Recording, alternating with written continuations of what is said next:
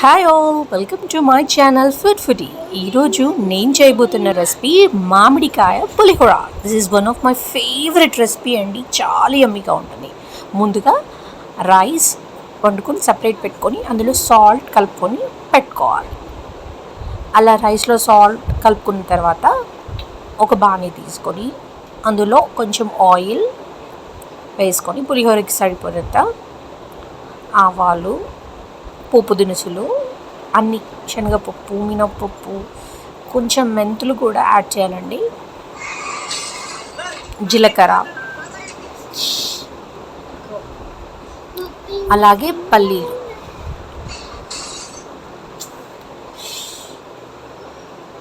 ఇలా పల్లీలని చక్కగా ఆయిల్లో ఫ్రై చేసుకోవాలి. తర్వాత కొన్ని ఎండుమిరపకాయలు యాడ్ చేసుకోవాలి. తర్వాత పచ్చిమిరపకాయలు కూడా యాడ్ చేసుకోవాలి.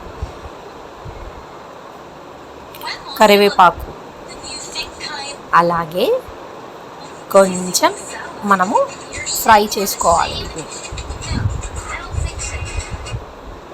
ఇలా ఫ్రై చేసుకున్న తర్వాత ఇంగువ యాడ్ చేసుకోవాలి. ఇంగువ అనేది పులిహోరకి చాలా సీక్రెట్ ఇంగ్రీడియంట్ అండి.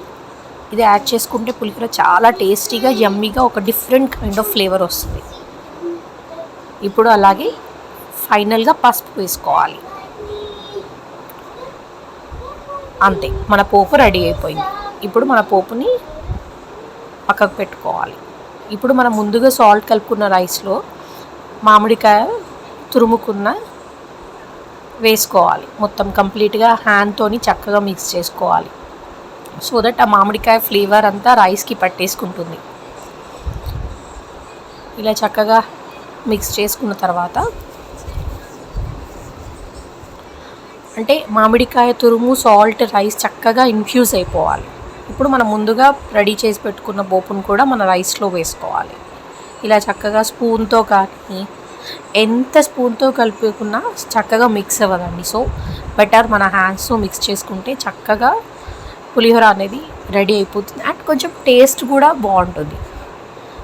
సో నేను కూడా ఇక్కడ ఫైనల్గా మళ్ళీ హ్యాండ్ యూజ్ చేసే చేత్తోని పులిహోర చక్కగా కలుపుకున్నానండి. వావ్, పులిహోర రెడీ అయిపోయిందండి. మామిడికాయ పులిహోర, యమ్మీ యమ్మీ టేస్టీ. ఆహా, చాలా యమ్మీగా ఉందండి. మీరు కూడా మీ ఇంట్లో ట్రై చేసుకొని కంపల్సరీగా ట్రై చేయండి. ఎందుకంటే సమ్మర్ కదండి, మామిడికాయలు చాలా దొరుకుతాయి. Thanks for watching. If you really like this video, please like, comment, share and subscribe to Food Foodie.